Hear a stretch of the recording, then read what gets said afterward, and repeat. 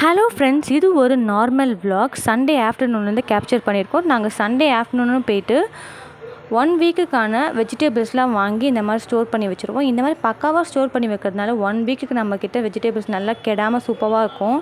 இதில் வந்து எல்லா டைப் ஆஃப் வெஜிடபிள்ஸும் இருக்கும். கேரட், பீன்ஸ், பிரிஞ்சால், பொட்டேட்டோ, அப்புறம் பீட்ரூட், கொலகேஷியா, அந்த மாதிரி அப்புறம் வந்து ஹர்ப்ஸ், ஃப்ளவர்ஸ், இந்த மாதிரி எல்லா டைப்ஸ் ஆஃப் எல்லா வெஜிடபிள்ஸும் நம்மக்கிட்ட இந்த மாதிரி நம்ம சண்டேவே பர்ச்சேஸ் பண்ணி 1 வீக்குக்கான பக்காவாக ஸ்டோர் பண்ணி வைப்போம்.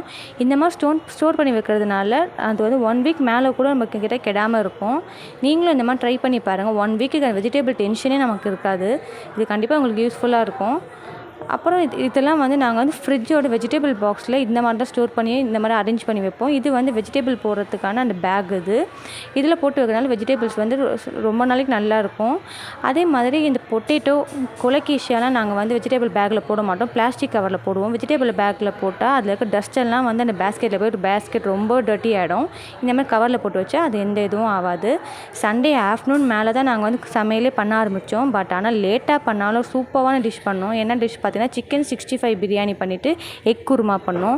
சண்டேனாவே லேசியாக தான் போகும். அந்த மாதிரி எங்களுக்கும் ரொம்ப லேசியாக ஸ்டார்ட் ஆகி, ஆனால் வந்து ஆஃப்டர்நூன் மேலே பார்த்தீங்கன்னா அந்த லஞ்சு வேறு லெவலில் இருந்தது. சிக்கன் பிரியாணி, எக் குருமா பண்ணியிருந்தோம். ரொம்பவே சூப்பராக இருந்தது. எங்கள் வீட்டில் எப்போல்லாம் சிக்கன் பிரியாணி செய்கிறோமோ அந்த டைமில் நாங்கள் இந்த மாதிரி ஃபெனுக்ரிக் வாட்டர் குடிப்போம். ஏன்னா வந்து சிக்கன் ரொம்ப ஹீட்னால நம்ம இந்த மாதிரி ஃபெனுக்ரிக் வாட்டர் குடித்தோம்னா அந்த ஹீட் வந்து நமக்கு பேலன்ஸாக இருக்கும். நீங்களும் ட்ரை பண்ணி பாருங்கள். அதுக்கப்புறம் பார்த்திங்கன்னா எனக்கும் என் சிஸ்டருக்கும் இந்த மாதிரி நாங்கள் பிரியாணி போட்டு பிளேட்டிங் பண்ணியிருந்தோம். அதில் பார்த்திங்கன்னா 65க்கு தாங்க எங்கள் வீட்டில் நிறைய சண்டையே வரும். யாருக்கு எத்தனை பீஸ் சொல்லிவிட்டு. இந்த மாதிரி எத்தனை பேர் 65க்காக உங்கள் வீட்டில் ஃபைட் வரும்னு சொல்லிட்டு கீழே கமெண்ட் பண்ணுங்கள்.